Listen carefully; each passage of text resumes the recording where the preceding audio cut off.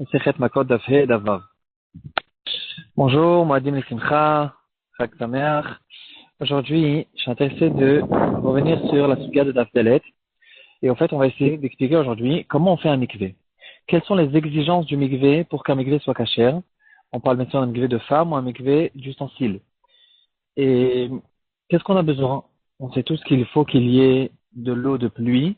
Comment est-il possible qu'on ait de l'eau de pluie même en été? Est-ce qu'on se trempe dans le puits lui-même où se trouve l'eau de pluie ou bien on se trouve dans un autre puits? Et si on se trouve dans un autre puits, comment c'est kasher quand même pour le mikvé? Comment on a l'habitude aujourd'hui de faire les mikvéot? Il est possible que pas mal de choses sont assez connues pour beaucoup d'entre vous, mais quand même, c'est des choses de base de comprendre un minimum comment est la construction du mikvé qu'on utilise tous et comment ça marche exactement. La Gemara, elle nous dit, Navdalet Amud Aleph, elle ramène l'histoire d'un tonneau qui est tombé dans la mer et quelqu'un s'est trempé à l'endroit de ce tonneau. Alors c'est écrit qu'on craint que cette personne s'est trempée, que en fait l'eau du tonneau ne s'est pas mélangée avec l'eau de la mer et que cette personne qui s'est trempée à cet endroit-là, il s'est trempé avec le liquide qui se trouvait dans le tonneau, qu'on va voir tout de suite ce que c'était ce liquide. Et donc, il n'est pas quitte parce que ce liquide n'est pas un liquide qui est cachère pour le mikvé. Et la mer, elle est oui cachère pour le mikvé, mais on craint que l'eau ne s'est pas, ce liquide ne s'est pas suffisamment bien mélangé.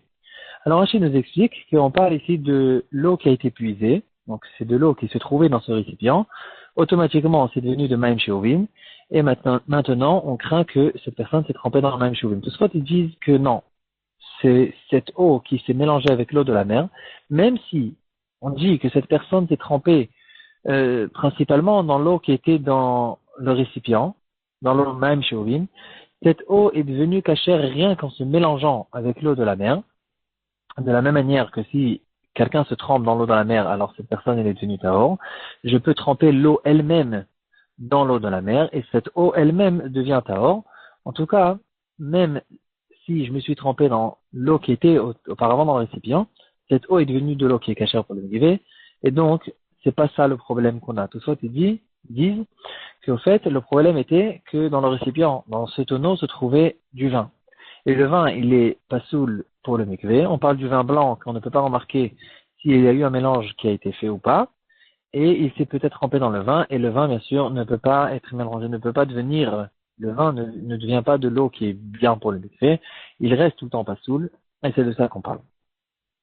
La majorité des poskim tranchent la halakha comme Tosfot, et ils disent que de l'eau qui a été mélangée, de l'eau puisée, qui n'est pas cachère pour le mikvé, qui a été mélangée avec de l'eau qui est cachère pour le mikvé, alors on a la possibilité de permettre et de dire que cette eau est devenue même, elle, à cause de ce mélange, cette eau, elle est devenue cachère pour le mikvé. Et c'est au fait, étant donné du moment qu'on tranche la halakha comme Tosfot, on a aujourd'hui la possibilité de, même dans les pays dans lesquels il n'y a pas beaucoup de pluie, ou bien aujourd'hui que l'hygiène elle est très forte et qu'on a besoin de se tremper dans de l'eau qu'on échange tout le temps, etc. On a la possibilité de faire des mikvot qui sont très propres et quand même qui sont kshérim. On sait tous que si on utilise l'eau de pluie, au bout de quelques tvilotes, après l'eau elle n'est plus tellement propre et au bout de quelques semaines, l'eau elle est vraiment sale et on n'a pas de l'eau de pluie toute l'année. Alors, comment on fait? Alors, il y a bien sûr plein d'halachot, on va juste un petit peu toucher le sujet qu'on a, en fait, ce sujet-là, comment on fait en fait pour se tremper dans de l'eau du robinet et que ça soit quand même cachère pour le mikvé. Alors, ce qu'on a l'habitude de faire, c'est de faire plusieurs récipients, on va dire des bassins.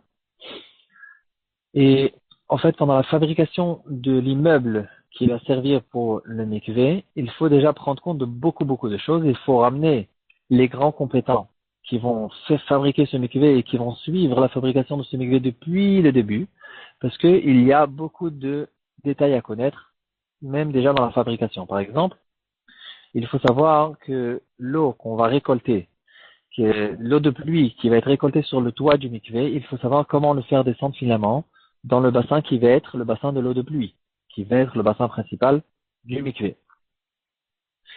On ne va pas le faire descendre avec des tuyaux, il faut faire descendre avec dans la fabrication du béton lui-même, l'eau va se récolter sur le toit, de manière à ce qu'il n'y a aucune chose qui s'appelle récipient sur le toit, et qui va descendre directement dans le trou de béton. En fait, c'est comme un tunnel, c'est comme un tuyau de béton, mais comme il a été fait depuis le début en tant que béton, il va descendre dans le bassin et il va rester de l'eau cachère. En tout cas, c'est pas ça notre sujet.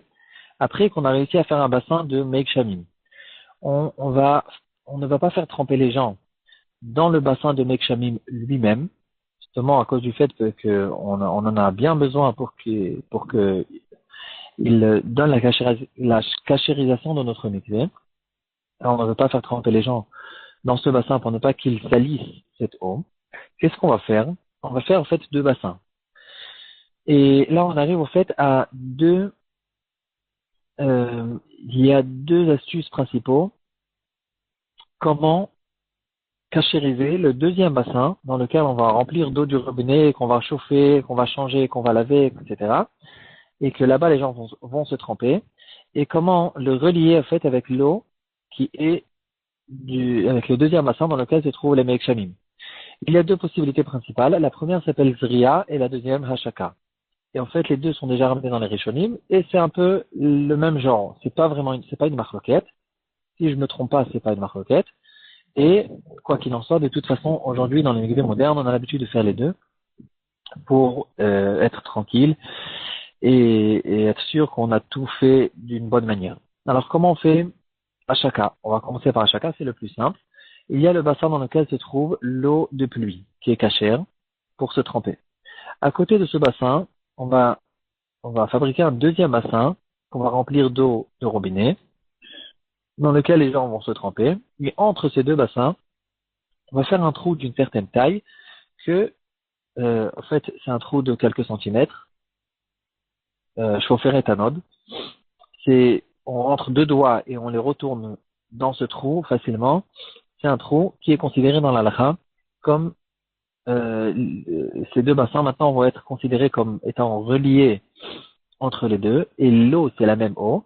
Et comme on a vu que s'il y a, d'après Tosfot, s'il y a un rapport entre l'eau qui est cachère et l'eau qui n'est pas cachère, l'eau qui est cachère cachérise au fait l'eau qui n'est pas cachère, et avec ça, on a ici maintenant un mikvé cachère. Donc c'est ça ce qu'on fait. On fait au fait un trou entre ces deux bassins, on se trempe dans le deuxième bassin qui est devenu cachère grâce au bassin de Meik Shamim, qui, en fait, ne va pas se salir parce que les gens ne se trempent pas là-bas. La deuxième possibilité, ça, c'est ce qu'on a dit, Hashaka. Hashaka veut dire relier les deux eaux. Zriya, c'est quelque chose d'autre. C'est une halakha qui dit comme ça.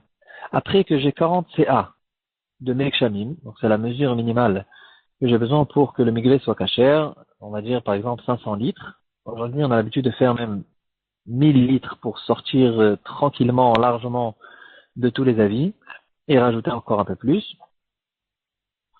Après qu'on ait un bassin de 40 CA de Meik Shamim, on peut rajouter là-dessus autant d'eau qu'on veut, même d'eau du robinet, d'eau puisée, et toute eau qui va tomber dedans, elle va s'annuler dans le bassin et elle ne va pas rentrer sous le bassin. Donc même si par exemple j'ai 500 litres d'eau de Meik Shamim et par là-dessus j'ai ouvert le robinet et j'ai rempli 10 000 litres de Maim Shovim, le bassin reste cachère et je peux me tremper finalement dans cette eau. Alors c'est exactement ce qu'on fait.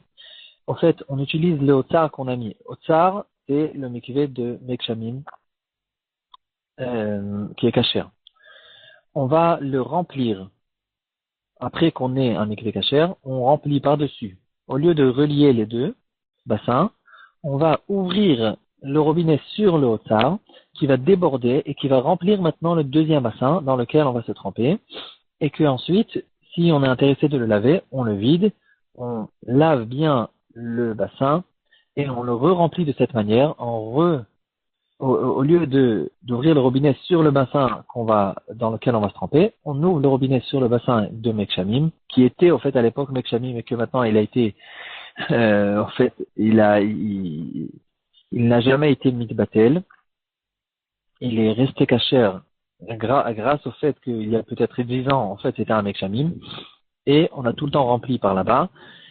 Et de cette manière-là, on remplit le bassin de nouveau et on se retrempe dans notre deuxième bassin. Ça, c'est ce qu'on appelle Zria. Le Chazanish, il pensait pour plusieurs raisons qu'on préfère faire que Zria et pas Hashaka. Si je me trompe pas, les raisons du Chazanish ne sont pas des raisons halachiques, c'est plutôt des raisons techniques. À cause du fait qu'on craint que si on s'appuie sur cette histoire de Hashaka, alors comme automatiquement, en général, quand on va rincer le deuxième mikvé, le mikvé dans lequel on se trempe, on va boucher ce trou, on craint que finalement le responsable du mikvé va oublier de déboucher le trou et que quand les femmes vont se tremper, on va oublier, et là c'est très grave, parce que si le trou est bouché, à 7 secondes, à la seconde où on a bouché le trou, le deuxième bassin il est devenu complètement passoul, et donc on a très peur de ça. À cause de ça, le Chazonich, il a dit, faites que Ria, parce que si on s'appuie sur deux choses, alors finalement, on va oublier de faire ceci, oublier de faire cela. On préfère de faire une chose qui est claire, qui est bien et qui est évidente. Finalement, même Abdemrak, les vies du Chazonich, aujourd'hui, on a l'habitude quand même de faire les deux, Ria et Hashaka.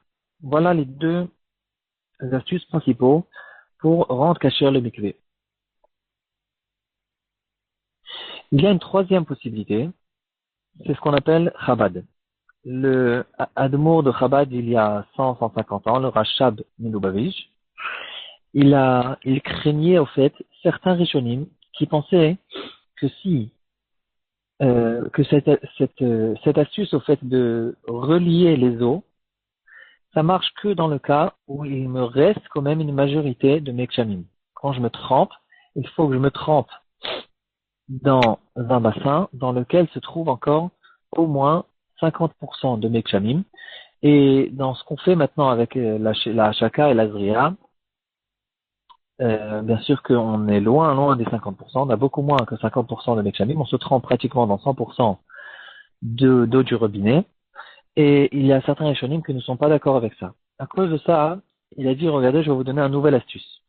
En fait, tout ça, ça a commencé il y a 150 ans, quand il y a eu des exigences d'hygiène qui sont devenues beaucoup plus fortes, et même les gens, des exigences en fait qui sont arrivées et des États et des gens qui ont pris des habitudes.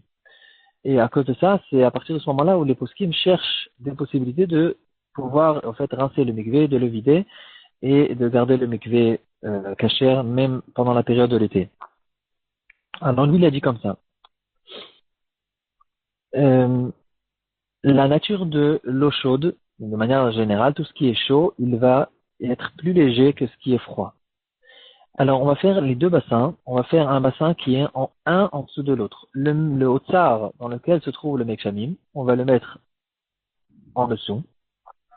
Plus bas, on va remplir le Mekshamim. Et par-dessus, on va faire, au lieu de les relier en mettant deux bassins un à côté de l'autre, on va les relier en mettant deux bassins un sur l'autre. Et le bassin dans lequel se trouve l'eau de pluie va se trouver en dessous. Le bassin dans lequel on va se tremper, il va se trouver au-dessus. On va les relier avec un trou qui se trouve entre les deux, un trou qui est chauffé à l'éthanol, et on va chauffer le mikvé qui va être en haut. On a besoin de toute façon de le chauffer pour que les gens puissent se tremper dedans facilement. Et étant donné que cette eau est chauffée, elle ne va jamais se mélanger avec l'eau qui se trouve en dessous. Et de cette manière-là, en fait, il dit que c'est mieux. Il dit, puisque la nature de cette eau ne va pas se mélanger avec l'eau qui se trouve au-dessus, alors on reste en fait tout le temps avec le Meik Shamim qui ne se mélange pas avec les deux. C'est-à-dire, théoriquement, d'après ses avis, d'après le Rashab Milubavitch qui craint les avis qu'il n'y ait pas une majorité, on ne perde pas la majorité de Meik Shamim, alors le Zriya n'est pas possible. De faire la deuxième possibilité qu'on a vue, c'est pas possible parce qu'on va remplir jusqu'à qu'on aura plus d'eau de Maïm Sheovim. Mais la Hashaka, quel est son problème en fait avec la Hashaka? Pourquoi ne pas relier les deux mikvéot un à côté de l'autre? Parce que l'eau va se mélanger. C'est vrai que les premières tvilotes, ou peut-être même plusieurs semaines, alors l'eau on va réussir à avoir encore une majorité d'eau. Les bassins ne vont pas se mélanger. Mais finalement, au bout de les compétents, ils disent que ça va beaucoup plus vite que ce qu'on pense. Avec un tout petit trou qui va relier les deux bassins s'ils se trouvent l'un à côté de l'autre, les eaux vont se mélanger et on va perdre la majorité de Mekshamim qui se trouve dans le Haut-Tsar, et même dans le Haut-Tsar, on va se retrouver avec une minorité de Mekshamim, ce qui n'est pas bien d'après certains Rishonim. Et c'est pour ça qu'il nous donne cette astuce. On fait la Hashaka, c'est-à-dire la première possibilité qu'on a donnée, et au lieu de le faire avec deux bassins qui se trouvent un à côté de l'autre, on le fait un au-dessus de l'autre comme on a expliqué. Et étant donné que l'eau du dessus elle est plus chaude, elle ne va pas se mélanger avec l'eau du dessous, et l'eau du dessous on va tout le temps garder l'eau